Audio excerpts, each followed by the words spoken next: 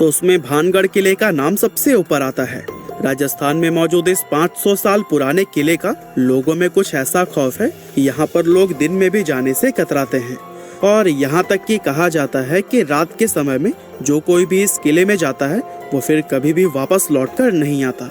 इसीलिए सरकार ने भी खुद बाकायदा बोर्ड लगाकर रात के समय में इस किले में जाने से प्रतिबंध लगाया हुआ है। और दोस्तों, खौफ का आलम तो यह है कि रिजर्व एरिया घोषित किए जाने के बावजूद भी भारतीय पुरातत्व विभाग ने डर की वजह से आज तक यहाँ पर अपना ऑफिस नहीं बनाया है।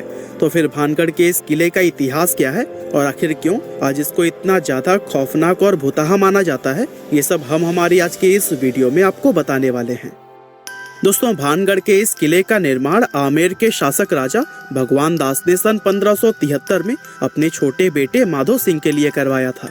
उस समय यह किला पूरी तरह से खुशहाल हुआ करता था और इस किले के अंदर व इसके चारों तरफ लोगों की घनी आबादी रहा करती थी। लेकिन फिर अचानक एक ऐसी अनहोनी हुई जिससे कि इस किले की खुशियां हमेशा के लिए खत्म हो गई और एक समय खुशहाल नजर आने वाला ये विशाल किला एक भुतहा जगह में बदल गया। लोगों के मन में इस किले का ऐसा खौफ बैठ गया कि उन्होंने इसे छोड़ना शुरू कर दिया, जिसका नतीजा यह हुआ कि यह किला और इसके आसपास का इलाका पूरी तरह से वीरान हो गया। यहाँ तक कि आज भी ये किला सैकड़ों सालों से इसी तरह से वीरान पड़ा हुआ है, जो कि दिखने में बेहद ही खौफनाक नजर आता है। इसके बारे में लोग यह बताते हैं कि किले से लोगों के चीखने, चिल्लाने, रोने और घुंघरुओं की रहस्यमय आवाजें आती हैं। साथ ही बहुत से लोग यह भी दावा करते हैं कि जो कोई भी इस किले में रात के समय गया है वो फिर कभी भी वापस लौटकर नहीं आया है। और यही वजह है कि दिन में भी बहुत कम लोग ही इस किले के अंदर जाने की हिम्मत कर पाते हैं। अब ऐसे में ये सवाल तो मन में जरूर आता है कि आखिर इस किले के साथ ऐसा क्या हुआ था कि इसको इस तरह से शापित और भुतहा माना जाने लगा।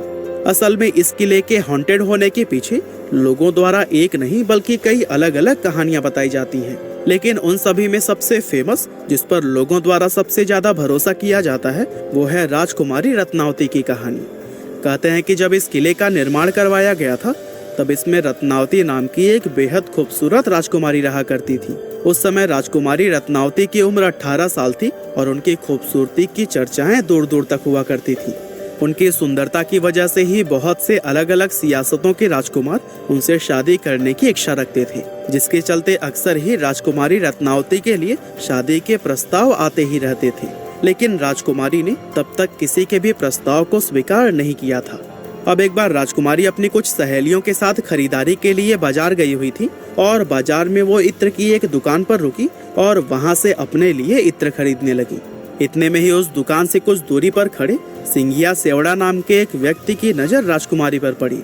सिंघिया सेवड़ा उसी राज्य का रहने वाला था और वो काले जादू का महारथी माना जाता था। राजकुमारी रत्नावती की सुंदरता को सिर्फ एक नजर में देखते ही सिंघिया उन पर पूरी तरह से फिदा हो गया और वो टकटकी लगाए राजकुमारी को घूरता रहा और उसी पल उसने अपने मन में यह तय कर लिया कि वो राजकुमारी को किसी भी कीमत पर हासिल करके रहेगा। अब चूंकि वो तंत्र मंत्र और काला जादू जानता था, इसीलिए उसने राजकुमारी के पसंद किए हुए इत्र की बोतलों में से एक बोतल चुपके से उठाई और उस बोतल पर कुछ तंत्र मंत्र करके उसे धीरे से वापस उसी जगह पर रख दिया। असल में वो अपने तंत्र विद्या की मदद से राजकुमारी को अपने वश में करना चाहता था और उसका ये प्लान काफी हद तक सफल भी हो गया, क्योंकि राजकुमारी ने उसे इत्र के साथ छेड़छाड़ करते हुए देखा भी नहीं था। और फिर राजकुमारी इत्र की शीशी लेकर अपने किले की तरफ वापस जाने लगी। साथ ही सिंघिया सेवड़ा भी छिप छिप कर राजकुमारी का पीछा करने लगा। हालांकि अभी राजकुमारी सिर्फ कुछ दूर पहुंची ही थी, तभी उनकी एक सहेली ने उन्हें बताया कि एक अनजान व्यक्ति ने इत्र की शीशी पर तंत्र मंत्र किया हुआ है। असल में राजकुमारी की उस सहेली ने सिंघिया सेवड़ा को इत्र की शीशी पर काला जादू करते हुए देख लिया था, लेकिन वो डर की वजह से दुकान में कुछ भी नहीं बोल पाई थी। अब राजकुमारी को जैसे ही काले जादू की बात पता चली तो उन्होंने वो इत्र की शीशी रास्ते में पड़े हुए एक विशाल आकार के पत्थर पर दे मारी। पत्थर पर पड़ते ही वो शीशी टूट गई और सारा इत्र उसी पत्थर पर बिखर गया। और दोस्तों, इस तरह से इत्र पर किया गया वो काला जादू उस पत्थर में आ गया, जिसके बाद से वो पत्थर खुद ब खुद लुढ़कते हुए सिंघिया सेवड़ा की तरफ बढ़ने लगा। दरअसल सिंघिया ने उस इत्र पर ऐसा जादू किया था कि जो भी कोई उस इत्र को लगाता वो खुद ही उस तांत्रिक सिंघिया की तरफ खींचा चला आता। और चूंकि वो इत्र पत्थर पर लग गया था, इसीलिए वो पत्थर तेजी से उसकी तरफ ही बढ़ने लगा और पत्थर ने लुढ़कते हुए उस तांत्रिक सिंघिया को कुचल दिया, जिससे कि उसकी मौत हो गई। लेकिन मरने से पहले सिंघिया सेवड़ा ने यह शाप दे दिया कि राजकुमारी समेत इस किले में रहने वाले सभी लोग जल्द ही एक दर्दनाक मौत मरेंगे और उनकी आत्माएं हमेशा के लिए इस किले में भटकती रहेंगी। इस हादसे के कुछ ही समय बाद भानगढ़ और उसके करीबी राज्य अजबगढ़ के बीच में एक युद्ध छिड़ गया था। और दोस्तों, अजबगढ़ की सेना बहुत ही ज्यादा शक्तिशाली थी, जिसके चलते उनके सिपाही भानगढ़ के किले में घुस गए और किले में मौजूद हर एक पुरुष, महिला और यहाँ तक कि बच्चों को भी मौत के घाट उतार दिया, जिसमें कि राजकुमारी रत्नावती भी नहीं बच पाई थी। और दोस्तों, कहते हैं कि इस खतरनाक कत्लेआम के बाद से ही यह किला शापित हो गया था और उस नरसंहार में मारे गए मासूम लोगों की आत्माएं किले के अंदर ही भटकने लगी थी। दरअसल किले के आसपास रहने वाले लोगों को अंदर से अजीब अजीब आवाजें आती थी और साथ ही किले की तरफ जाने वाले लोगों के गायब होने की घटनाएं भी अक्सर सुनने को मिलती रहती थी। और दोस्तों, इन सभी चीजों के चलते ही किले के आसपास रहने वाले लोगों ने भी अपनी बस्तियां छोड़कर दूसरी जगह पर रहना शुरू कर दिया और देखते ही देखते यह किला और इसके आसपास का इलाका पूरी तरह से वीरान हो गया।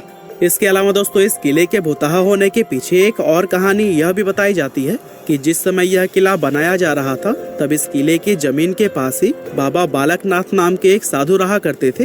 और बाबा को जब इस किले के बनने की खबर मिली तो उन्होंने राजा भगवान दास के पास यह संदेश भिजवाया कि वे अपने किले को इतना ऊंचा न बनवाएं कि उसकी परछाई मेरी कुटिया तक पहुंच जाए। अब राजा भगवान दास ने बाबा की उस बात को गंभीरता से नहीं लिया और जब यह किला बनकर तैयार हुआ तो इसकी परछाई बाबा बालकनाथ की कुटिया तक पहुंच गई।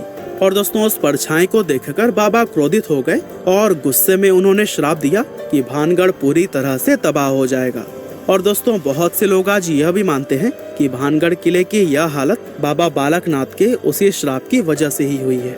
इसके अलावा एक कहानी तो यह भी बताई जाती है कि भानगढ़ में एक युद्ध हुआ था, जिसमें कि भानगढ़ के सिपाही पूरी तरह से हार गए थे, लेकिन भानगढ़ के राजा और उनके परिवार के दूसरे लोग अपनी जान बचाकर वहां से भागने में कामयाब रहे। अब चूंकि उन लोगों ने किले के अंदर अपना काफी सारा खजाना छिपाया हुआ था, इसीलिए दुश्मनों से उस खजाने को बचाने के लिए एक झूठ फैलाया गया कि यह किला पूरी तरह से शापित है और अगर कोई व्यक्ति इस किले में जाएगा तो उसकी तुरंत ही मौत हो जाएगी। और दोस्तों, इस तरह से खजाने को बचाने के लिए फैलाई गई यह अफवाह लोगों ने सच मान ली और भानगढ़ का यह किला हमेशा के लिए हॉन्टेड समझा जाने लगा। वैसे वजह चाहे जो भी रही हो, लेकिन इतना जरूर है कि इस किले को भुतहा बनाने में हमारी सरकार का भी काफी हाथ रहा है। दरअसल कानून में भूत, प्रेत, पिशाच और बुरी आत्मा जैसे किसी भी चीज को कोई जगह या फिर मान्यता नहीं दी गई है और आज तक किसी भी कोर्ट ने अपना कोई भी फैसला भूत प्रेत को ध्यान में रखकर नहीं सुनाया है। इसके बावजूद भी सरकार द्वारा किले के बाहर बोर्ड लगाकर उस पर लिखना कि रात में इस किले में जाना मना है और भारतीय पुरातत्व विभाग का यहाँ पर अपना ऑफिस न बनाना, ये सभी चीजें कहीं ना कहीं इस बात की तरफ इशारा करती हैं कि हमारी सरकार भी भूत प्रेत में विश्वास रखती है।